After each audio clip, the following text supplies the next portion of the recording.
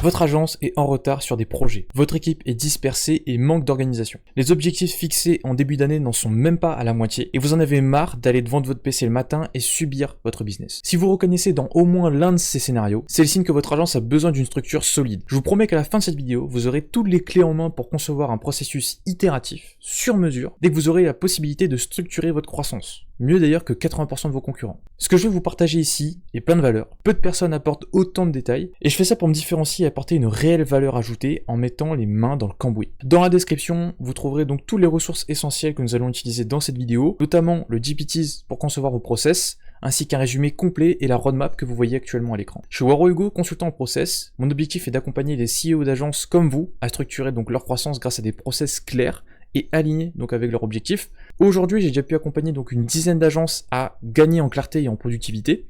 Je vais vous guider étape par étape pour obtenir une vue d'ensemble dans votre business et éradiquer votre manque d'organisation. Avant qu'on attaque donc voilà toute la partie méthode sur comment créer un process, je vous propose déjà qu'on voit les fondamentaux, les bases même pour créer un processus. Donc en fait déjà c'est quoi un processus? Un processus, on entend parler, on voit ça dans les miniatures partout, mais en fait qu'est-ce que c'est réellement? Un processus, donc c'est une suite d'actions coordonnées qui visent à atteindre un objectif. Déjà, il y a quelques mots ici, il y a objectif et action coordonnée. Bref. Et ensuite, définition de itératif. Une itération, donc c'est la répétition d'une procédure pour améliorer un résultat. Une procédure pour améliorer un résultat. Donc quelque chose que vous avez déjà. La ligne directrice de la vidéo sera la suivante. Donc il faut avoir un objectif précis, déjà, que l'on souhaite atteindre avec une méthode conçue étape par étape, à suivre, que l'on va tester, mesurer et donc améliorer jusqu'à atteindre l'objectif souhaité. Donc pourquoi tester, mesurer et ajuster? On ne peut pas améliorer quelque chose que l'on ne mesure pas. Donc c'est pour ça que c'est important d'abord de tester, d'avoir un système de mesurer ce testing, et ensuite d'améliorer jusqu'à ce qu'on arrive au résultat souhaité. Ça peut paraître bête, mais je préfère vraiment mettre un point d'honneur là-dessus avant d'aller où que ce soit dans la vidéo. Maintenant passons un petit peu plus en détail, donc comment créer un processus. Déjà, comprendre ce que l'on veut en 3 questions. Quoi, pourquoi et comment. Quoi? C'est quoi les problématiques que l'on cherche à résoudre? C'est quoi la douleur à éradiquer que vous avez tous les jours? Et donc c'est quoi la nécessité, là, urgente à réaliser pour que vous puissiez atteindre vos objectifs? Deuxième question, pourquoi? Quelles sont les motivations intrinsèques derrière cet objectif-là? Excusez-moi, j'ai mis des S un peu partout. Bon. Quelles sont les conséquences positives et négatives qu'il pourrait y avoir si vous mettez en place une solution ou pas? Et derrière, donc c'est quoi l'intérêt de poursuivre ça pour votre agence? Et enfin, comment? Mais du coup, quelle méthode je peux utiliser pour pallier ce problème-là? Quel processus ou concept qui a déjà fait ses preuves dans d'autres domaines ou dans d'autres entreprises similaires à la mienne a déjà fonctionné et qui me permettra voilà, d'appliquer ou de copier pour faire en sorte que je puisse améliorer et donc atteindre mon objectif? Et derrière, qu'est-ce que par exemple les concurrents que vous avez dans votre marché actuellement ont déjà mis en place, en interne ou en externe, pour justement résoudre ce problème-là. Donc ces 3 questions-là, donc quand je dis ce que l'on veut, en fait c'est déjà avoir une idée de l'objectif que vous souhaitez viser. Maintenant, pour rendre cet objectif beaucoup plus concret et surtout le faire en sorte qu'il soit de plus en plus atteignable, c'est de le rendre SMART. Donc SMART, vous l'avez déjà entendu, mais je vais le redéfinir très rapidement, spécifique, pour quelque chose de précis que l'on peut vraiment définir avec des mots. Mesurable, donc que l'on peut quantifier avec des chiffres ou des unités de mesure. Atteignable, donc un objectif que l'on peut atteindre et qui n'est pas trop lointain, comparé donc à vos ressources que vous avez actuellement. Réaliste, que l'on peut concevoir rapidement pour tester avec donc des méthodes et connaissances, outils à disposition. Et enfin temporel avec une deadline, et ce, la plus courte possible dans le meilleur des cas. Maintenant, trouvez les étapes qui comportent le processus itératif. Donc en fait, là, on a l'objectif. Maintenant, on va comprendre quelles étapes mettre bout à bout dans un processus pour atteindre cet objectif-là. Et donc derrière, comme vous allez voir ici, comment l'améliorer en le testant, en mesurant et en l'appliquant. Bref. Donc, trouvez les étapes pour créer le processus afin d'atteindre l'objectif. Déjà, prendre une feuille ou aller sur un outil de mind map et tracer un point d'arrivée, un point de départ. On va pas s'embêter, un point d'arrivée, un point de départ. Et vous allez mettre une flèche entre ces 2 éléments.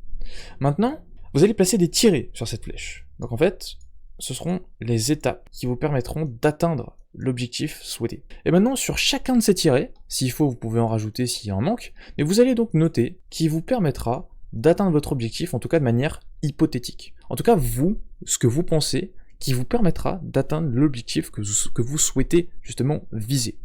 À partir de là, dès que vous avez déjà une liste d'étapes, l'intérêt sera vraiment de la remettre au propre. Donc vous allez prendre par exemple un autre outil de mind map ou bien aller sur Notion et faire une petite liste numérotée, mais bon, tant qu'on est ici, vous allez prendre ça, on va laisser le nom mind map, c'est pas très grave, et donc vous allez reprendre là déjà chacune des étapes, donc étape 1, étape 2, étape 3, etc. Maintenant, dans l'étape 1, 2, 3, et ben vous allez mettre des sous-étapes.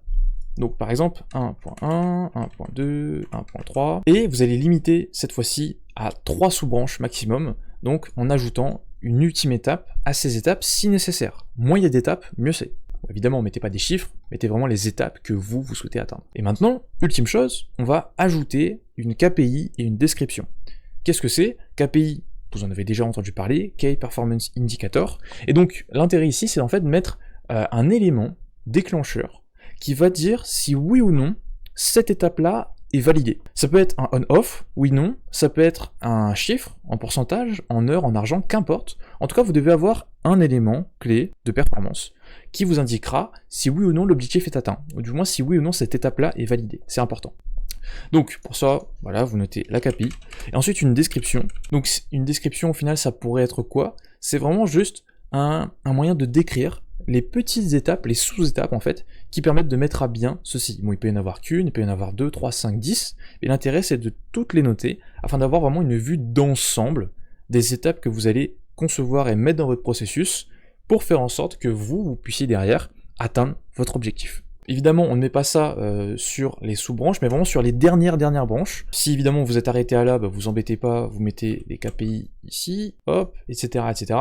En tout cas, je veux que vous ayez un arbre à la fin qui vous permet de voir, bah écoute, c'est quoi les étapes que j'ai à faire, une par une, et développer ça au maximum pour faire en sorte que vous sachiez quoi faire. Et voilà, vous avez un processus. C'est aussi simple que ça. Vous allez du coup aller sur chacune des étapes, faire en sorte que vous respectiez la description de l'étape, et que derrière, bah que vous vérifiez si la KPI a été atteinte lors de l'exécution de cette tâche. C'est tout. Donc maintenant, je vais juste vous montrer comment fonctionne ce fameux GPTs. Donc c'est simple, on va voilà, faire un petit print. Bon là, du coup, ça aura vraiment pas de sens. Mais du coup, vous allez prendre votre process, comme ça, de manière très simple. Vous allez ensuite aller sur, dans la description. Dans la description, hop, où, alors j'enlève le mode plein écran. Où vous pourrez accéder donc au GPT de création de processus. Vous allez aller là, moi il est déjà ouvert.